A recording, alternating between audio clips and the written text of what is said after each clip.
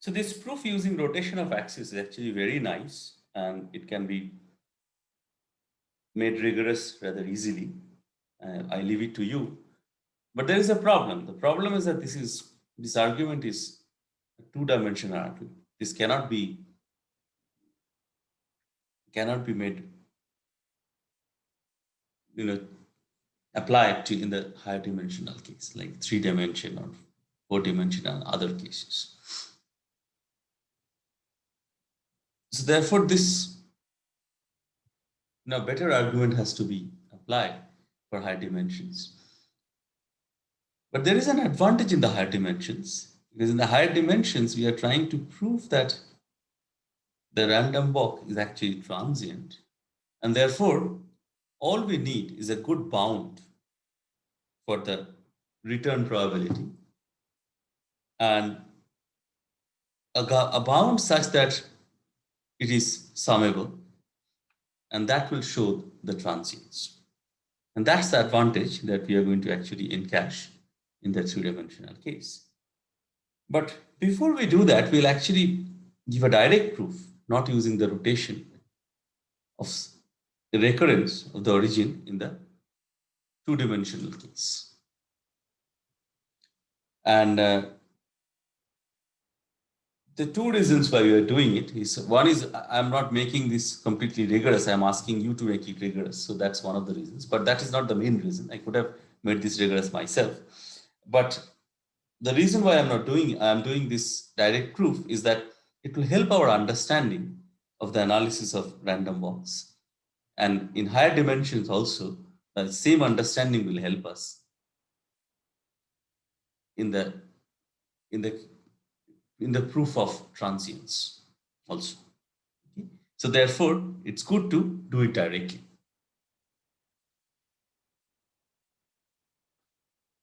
So this is the direct proof of recurrence, and the method, of course, is to show that starting from zero, the coming back to zero after n steps, this probability P00n, this probability is not summable.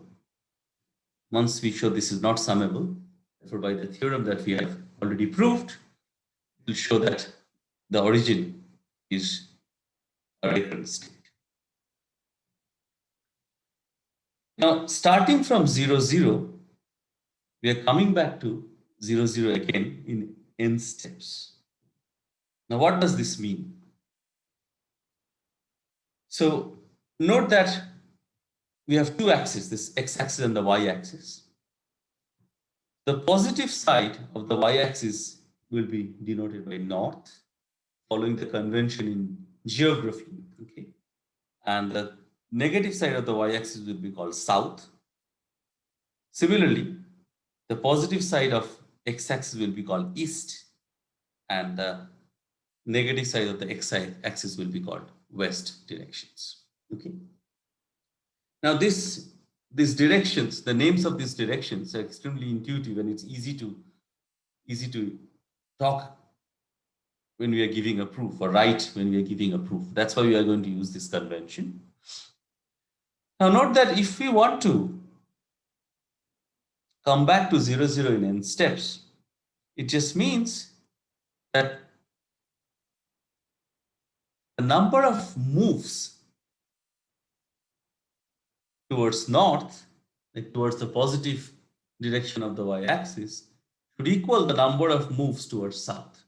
That means the number of moves towards the negative direction of the y-axis.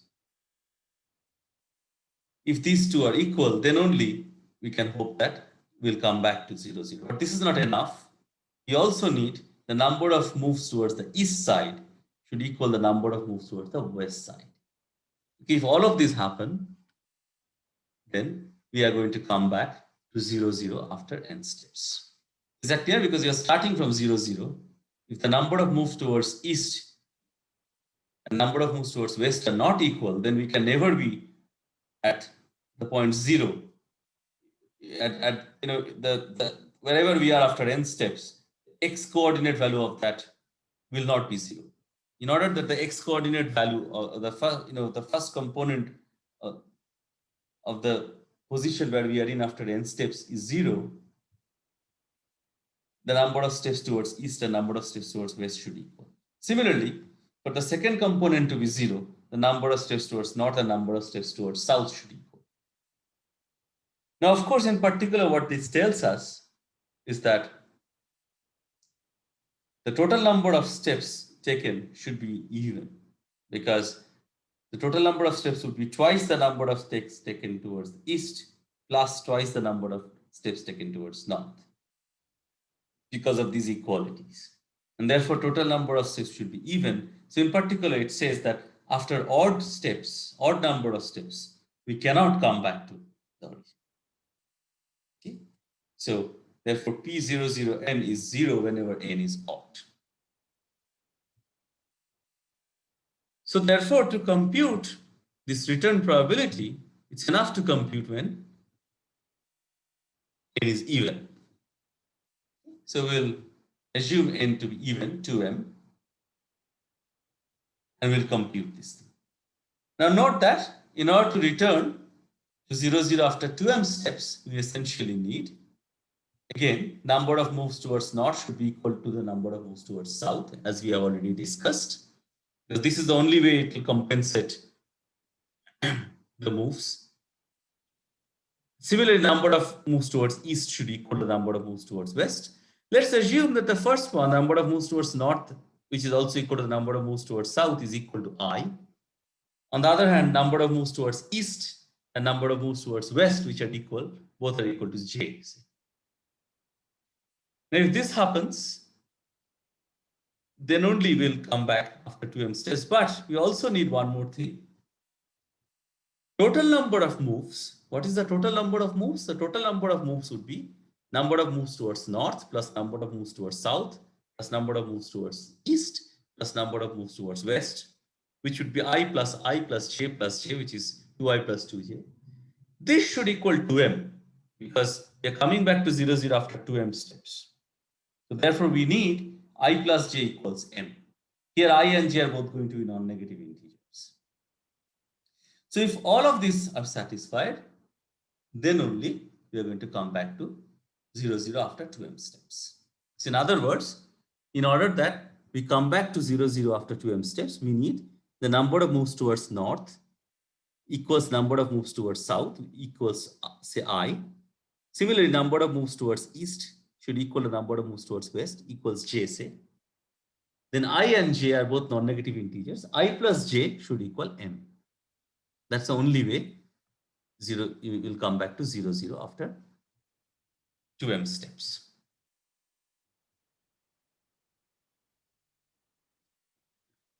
Define ij. So define the set of all ij's where I and j are non-negative integers such that I plus j is m. This to be the set A. Then the probability that will come back to 0, 0 after 2m steps equals this particular probability. So essentially, in how many ways we can have that among the 2m moves, exactly I are towards north and I are towards south, j are towards east and j are towards west. This will happen in these many ways. This is same as asking, you have 2m many balls. You divide the balls in such a way, into 4 boxes, in such a way that the first box gets I many balls, second box gets j many balls, third box gets I many balls, fourth box gets j many balls. And this can happen in these many ways. Now, for each of these ways, the probability of a particular path coming back to 0, 0 is 1/4 power 2m. Because you need exactly I many moves towards north, I many moves towards south, j many moves towards east, and j many moves towards west. So therefore, it's 1/4 power I into 1/4 power j into 1/4 power I into 1/4 power j, which is 1/4 power 2i plus 2j. By 2i plus 2j is 2m. So therefore, this is 1/4 power 2m. So each of them has this, each of the path has probability. Once you have chosen a path, each path has this probability. And therefore, the total probability of P0, 2m of returning to 0 after 2m steps would be the sum of all possible paths of coming back to 0, 0, all possible ways of coming back to 0, 0, which is this sum. It's very similar to the one-dimensional case, this probability. So just looks a bit more complicated, that's all.